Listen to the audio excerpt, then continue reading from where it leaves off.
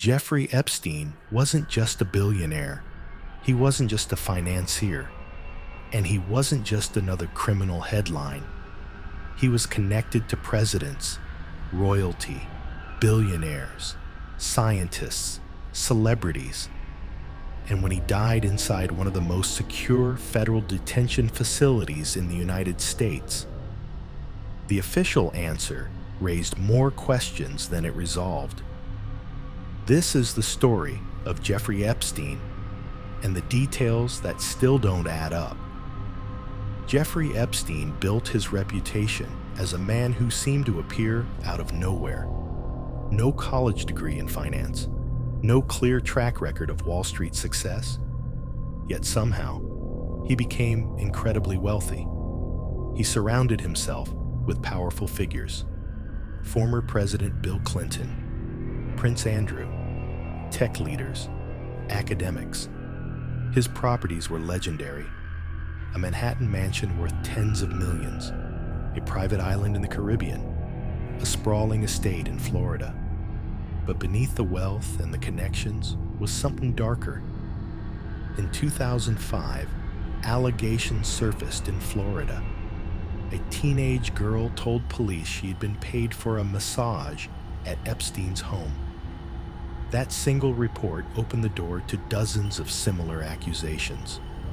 Girls, many underage, describing grooming, manipulation, and sexual abuse. Despite the mounting evidence, Epstein avoided federal prosecution in 2008 after securing a controversial plea deal. He served just 13 months in a county jail with work release privileges.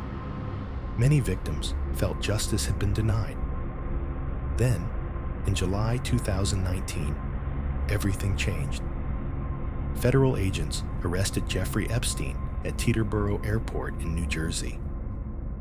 This time, the charges were far more serious. Sex trafficking of minors.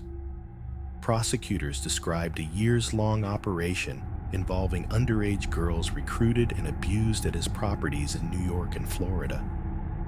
The case exploded across headlines worldwide. Powerful names resurfaced. Flight logs were re-examined. Old photos reappeared.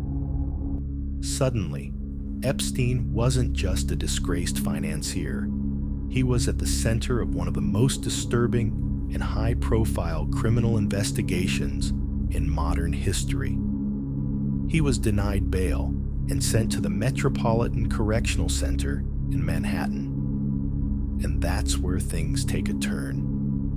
On July 23, 2019, Epstein was found injured in his jail cell. Authorities initially described it as a possible suicide attempt. He was placed on suicide watch. For weeks, speculation grew. Then on August 10, 2019, Jeffrey Epstein was found unresponsive in his cell. He was pronounced dead shortly after. The official ruling, suicide by hanging. But the circumstances immediately raised questions. Epstein had reportedly been taken off suicide watch just days before his death. Standard procedure requires multiple checks per hour for inmates under monitoring, especially high-profile detainees facing serious charges. Yet the guards assigned to his unit allegedly fell asleep. Records were falsified. Security cameras outside his cell reportedly malfunctioned. In one of the most high-profile federal cases in decades, the cameras weren't working. The guards later admitted to fabricating records. They were charged, and later avoided prison time through deferred prosecution agreements.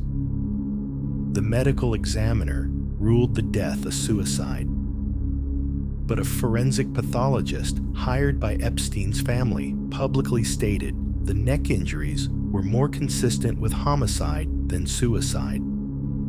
That statement fueled public suspicion worldwide. How does one of the most notorious detainees in America, with information potentially implicating powerful individuals, die in federal custody under malfunctioning cameras and sleeping guards? Was it gross incompetence or something else?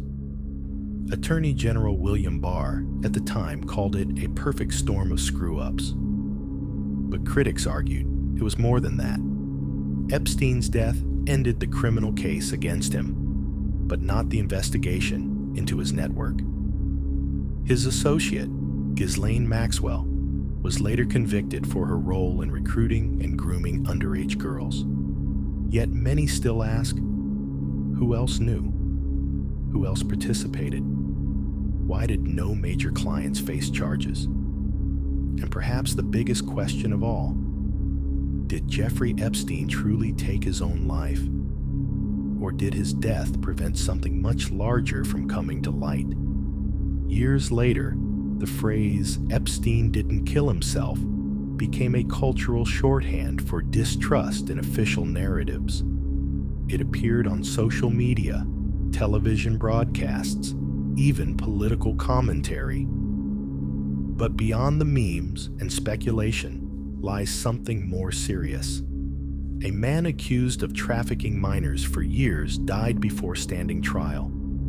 Victims never saw him face full justice in court, and the public was left with unanswered questions about how federal custody failed so catastrophically. This case isn't just about one man. It's about systems. It's about power. It's about whether accountability truly reaches the highest levels or stops at the prison cell door. Jeffrey Epstein is dead.